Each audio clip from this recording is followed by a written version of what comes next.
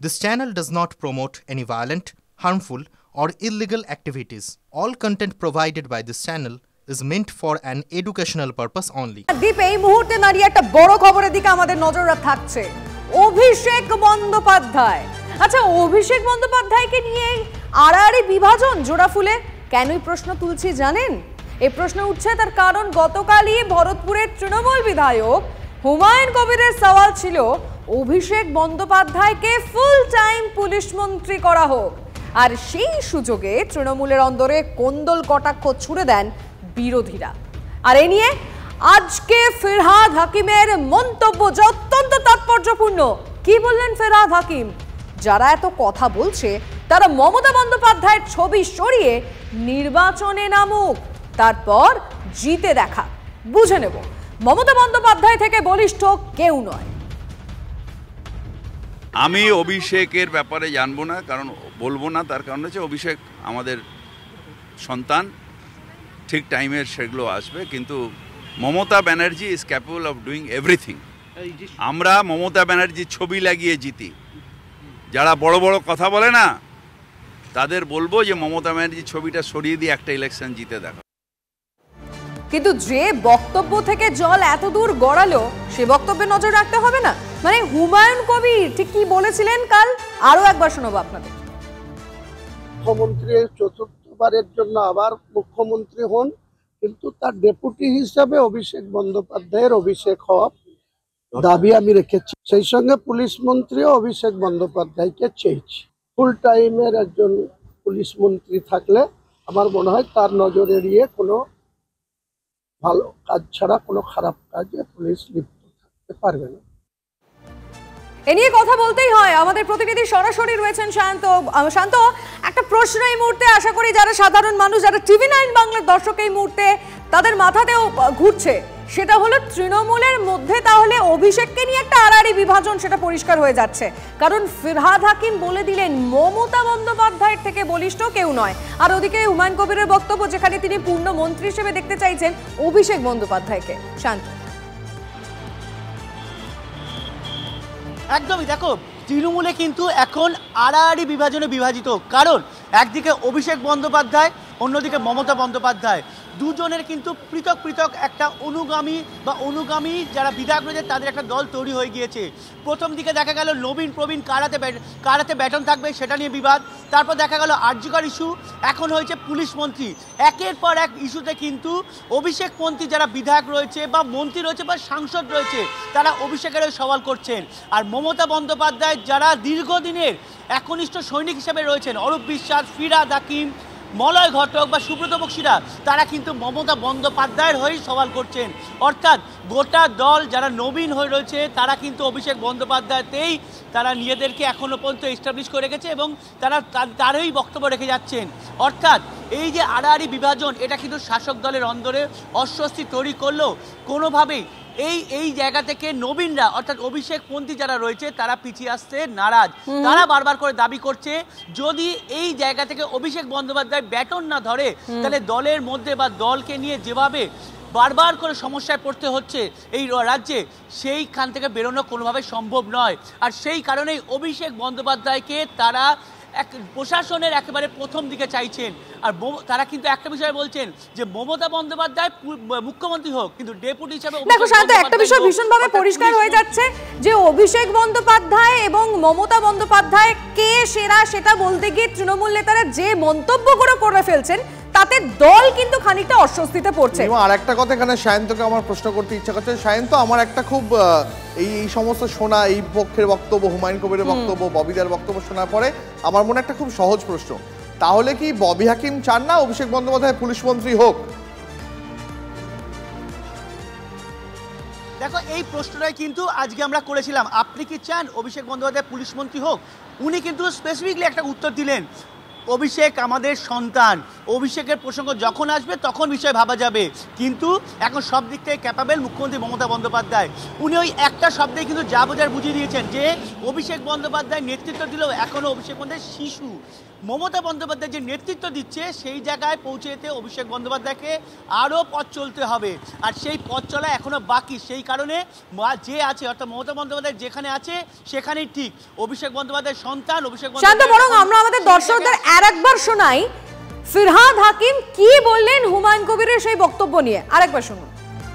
Safest city of India, এটা মমতা বন্দ্যোপাধ্যায়ের সময় ভারতবর্ষ পেয়েছে এনজিবিটি রিপোর্টে, অর্থাৎ সেন্ট্রাল গভর্নমেন্টের রিপোর্টে।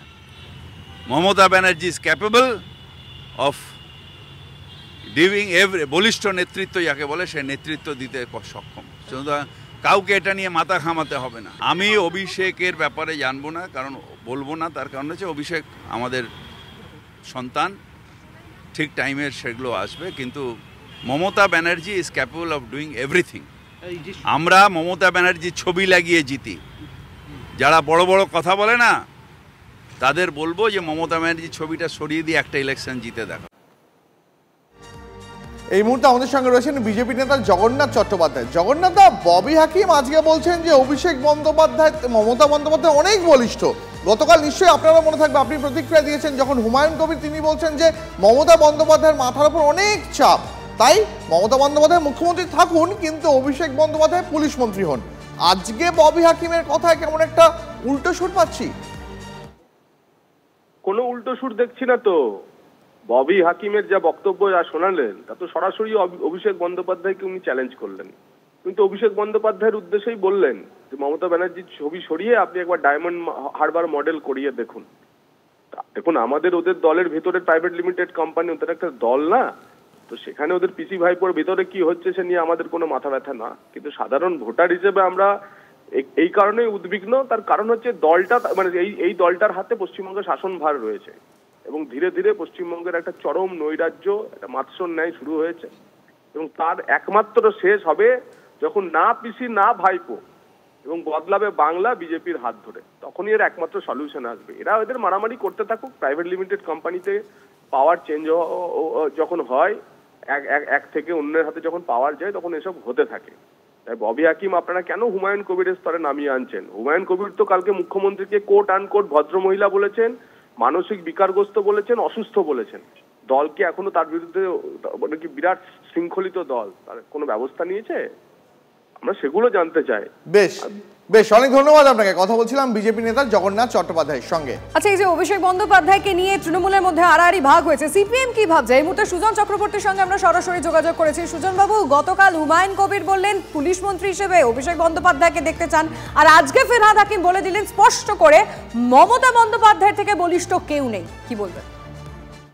তৃণমূলের মধ্যে কে আড়াআড়ি ভাগ হয়েছে, কে পাশাপাশি ভাগ হয়েছে, কে কার চাইতে বেশি লুট করবার তালে আছে, কার ঠান্ডা কোথায় কতটা পোষাবে, এতে আমাদের কোনো কিছু বলার নেই। বাংলার যা সর্বনাশ করার তৃণমূল করছে, দেশের তৃণমূলের রাম হোক আর তৃণমূলের শ্যাম হোক, এর মধ্যে ফারাক কি আছে? মুখ্যমন্ত্রী পুলিশ মন্ত্রী পার্ট টাইমার, এটা চলে না। ডিজি পার্ট টাইমার, এটা চলে না। স্বাস্থ্যমন্ত্রী পার্ট টাইমার, এটা চলে না। এই তৃণমূলের আজকে কেউ কেউ হয়তো বলছে অন্যান্য কোনো কারণে, তো আমরা প্রথম থেকে বলে যাচ্ছি এটা অবশ্যই চলে না। কিন্তু এই যারা প্রকাশ্যে বলছে যে মুখ্যমন্ত্রী তুমি পদত্যাগ করো পুলিশ মন্ত্রী থেকে, তার জায়গাতে অভিষেককে পুলিশ মন্ত্রী করো, এত শৃঙ্খলিত দল তৃণমূল কংগ্রেস কোনো ব্যবস্থা কি নিয়েছে? অথবা তার বিরুদ্ধে আবার ববি হাকিম বাজারে লেগে পড়েছে। আগের দিন উল্টো কথা বলছিল যে মানে enough is enough, do it now, মুখ্যমন্ত্রীকেই হয়তো বলছিলেন। আজকে কি তিনি আবার উল্টো কথা বলছেন? তার বিরুদ্ধে কি কেউ কোনো ব্যবস্থা নিচ্ছে? তৃণমূল একটা পাল তোলা নৌকো, পাল ছিঁড়ে গেছে, এখন যেমন তেমন যেদিকে সেদিকে ঘুরবে, বাংলা সর্বনাশ করবে যতদিন থাকবে। ধন্যবাদ আপনাকে। সিপিএম নেতা সুজন চক্রবর্তীর সঙ্গে আমরা কথা বললাম, তিনি তার মতামত জানালেন। লিমা, একটা বিষয় খুব পরিষ্কার হয়ে গেল, গতকাল হুমায়ুন কবির তিনি শিরোনামে উঠে এসেছিলেন অভিষেক বন্দ্যোপাধ্যায়কে পুলিশ মন্ত্রী চেয়ে, আর আজকে ফিরহাদ হাকিম রাজ্যের পূর্তমন্ত্রী, রাজ্যের মেয়র, কলকাতা শহরের মেয়র, তিনি বলে দিলেন মমতা বন্দ্যোপাধ্যায় যথেষ্ট বরিষ্ঠ এবং তিনি কেপেবল গোটা রাজ্যের প্রশাসনিক দায়িত্ব সামলানোর। তার মানে কোথাও একটা শাসক দলের মধ্যে কিন্তু আড়াআড়ি দুটো ভাগ ক্রমশ আরো স্পষ্ট হচ্ছে লিমা, যেমনটা সায়ন্ত জানাচ্ছিল। অর্থাৎ একদিকে অভিষেক বন্দ্যোপাধ্যায় পন্থী তৃণমূলের যারা নব্য নেতা, আর অন্যদিকে যারা মমতা বন্দ্যোপাধ্যায়ের একদা দীর্ঘ আন্দোলনের সঙ্গী ফেরহাদ হাকিম, যেমন যেমন নামগুলো সায়ন্ত একটু আগে বলছিল। এই মুহূর্তে আমাদের সঙ্গে রয়েছেন কংগ্রেস নেতা সৌম্য রায়। সৌম্যদা, টিভি টাইম বাংলায় স্বাগত আপনাকে। সৌম্যদা, গতকাল যে হুমায়ুন কবিরের যে বক্তব্য নিশ্চয়ই আপনিও শুনেছেন, সেই বক্তব্যের শিরোনামে উঠে এসেছিল আজকে ফেরহাদ হাকিম বলছেন যে মমতা বন্দ্যোপাধ্যায়ের ছবি ছাড়া একটা ভোট জিতে দেখাক। আচ্ছা সৌম্যদা, এই কথাটা ফেরহাদ হাকিম বললেন কাকে? হুমায়ুন কবিরকে, যিনি বিতর্কিত তৃণমূল নেতা, নাকি পরোক্ষে কোথাও একটা অভিষেক বন্দ্যোপাধ্যায়কে? ফিরহাদ হাকিম যেটা বলছেন, কল্যাণবাবু বলছেন, কুণালবাবু বলছেন, হুমায়ুন কবির বলছেন, সৌগত বাবুরা বলছেন, সবাই একটা কথাই বলছেন যে ভাগ কালীঘাট আর ক্যামাক স্ট্রিট। কেউ কালীঘাটের পক্ষে, কেউ ক্যামাক স্ট্রিটের পক্ষে, কিন্তু বাংলার মানুষের পক্ষে কেউ নয়। তাই এই ভাগের লড়াই এখন ময়ূর সিংহাসনে কে বসবে, পিসিমণি বসবে না ভাইপো বসবে, তো কে ভাইপোর পক্ষে, কে পিসিমণির পক্ষে, কে ভাইপোর সৈনিক, কে পিসিমণির সৈনিক, এই নিয়ে লড়াই হচ্ছে। তো আপনারা মনে রাখবেন এই লড়াইটা উৎকৃচ্ছে কালীঘাট আর ক্যামাক স্ট্রিট। কেউ কালীঘাটের পক্ষে করছে, কেউ কালীঘাটের দায়িত্ব নিয়েছে, কেউ ক্যামাক স্ট্রিটের দায়িত্ব নিয়েছে, কেউ ভাইপোর দায়িত্ব নিয়েছে, কেউ পিসিমণির দায়িত্ব নিয়েছে, বাংলার মানুষের দায়িত্ব কেউ নেয়নি। বেশ, ফলে এটা এরা করবে। এই দ্বিধা দ্বন্দ্ব, এই ভাগ, এই ফ্র্যাকশন অলরেডি হয়ে গেছে ময়ূর সিংহাসন। আরো দেখতে থাকুন এবার কি হয়। বেশ, অনেক ধন্যবাদ আপনাকে। কথা বলছিলাম কংগ্রেস নেতা সৌম্য রায়ের সঙ্গে। এবার ফেরহাদ হাকিম যে বক্তব্য পেশ করলেন, ফেরহাদ হাকিমের এই বক্তব্যের প্রেক্ষিতে হুমায়ুন কবির, তার সঙ্গে টিভি নাইন বাংলা একাধিকবার যোগাযোগ করার চেষ্টা করেছিল, কিন্তু বারবার ফোন করা সত্ত্বেও হুমায়ুন কবিরের কাছ থেকে কোনো প্রতিক্রিয়া পাওয়া যায়নি।